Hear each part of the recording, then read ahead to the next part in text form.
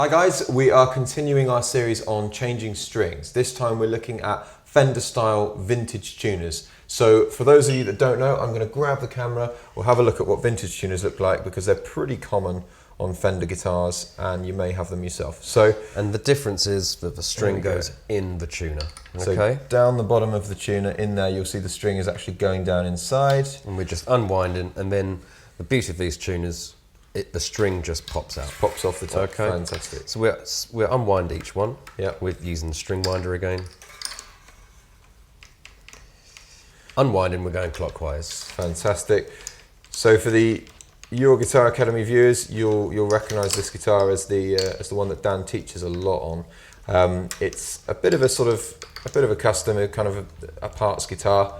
So you'll see that we've got the Fender style tuners at the top there, which is what we're sort of focusing on this time. But also pretty crucial to the string change is the bridge. So it's God, this guitar looks very dirty, but it's a Tune-o-matic style, so a Gibson style bridge. So With a stop tailpiece. With a stop tailpiece. So we're going to take them all off, away from the guitar.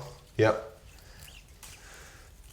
So this would be a very, very good time to give your guitars a clean up, and I would be if we weren't doing a video because it's looking very grubby.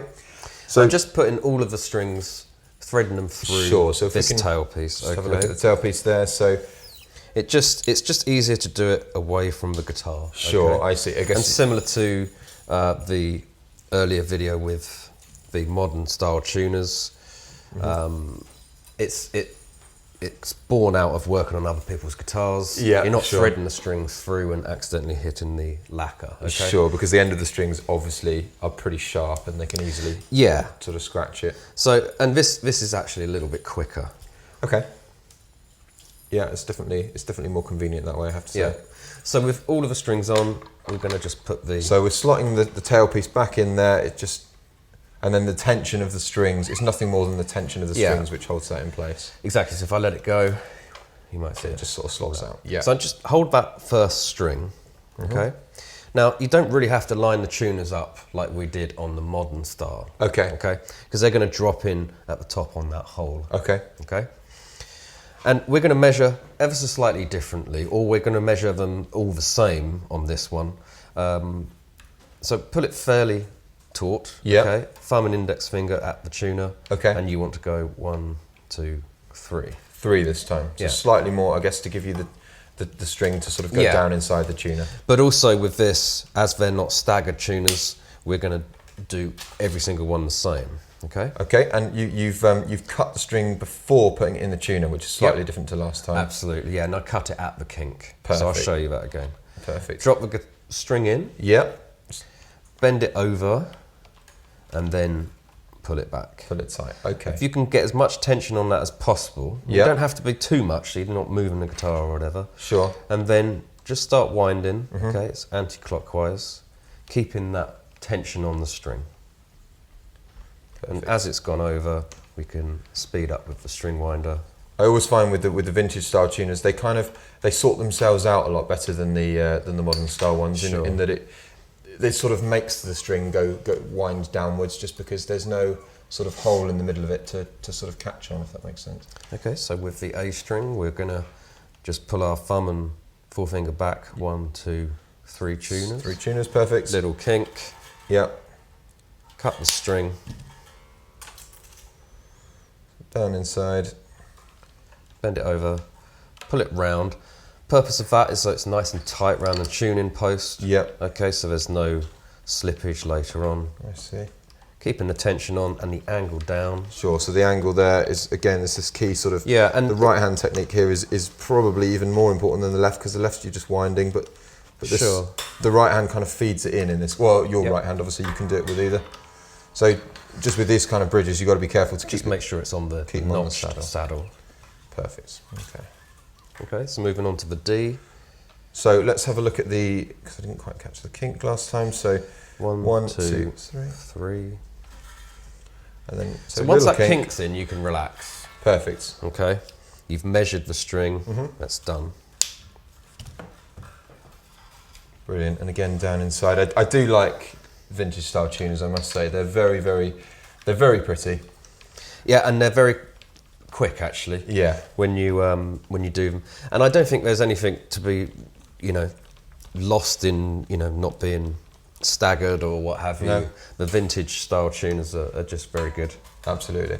And I have to say, me personally, I mean, this is probably my own stupidity more than anything else, but the amount of times that I've caught my thumb or finger on the sharp bit, whereas on a vintage style tuner, they're very neat. Everything's tucked away. Absolutely. There's no sharp edges. And also, you know, the difference between this and the modern that we've also videoed is that we're able to keep the same amount of wrap around here. Yeah, okay? Because and what that's doing is bringing the break angle behind the nut down. Sure. Okay. So that break angle there is, again, we did cover it in the last video slightly, but it's that angle after the string hits the nut, the angle that it goes down. Okay. Now with the G, what I'm going to do is pull the string back through my left hand. Okay. It's 1, 2, 3, so we can measure it. Sure. And you can be a little more sort of flexible with this. It can be 3 and a bit. Okay. It doesn't, because it's a thinner string. Okay. Yeah.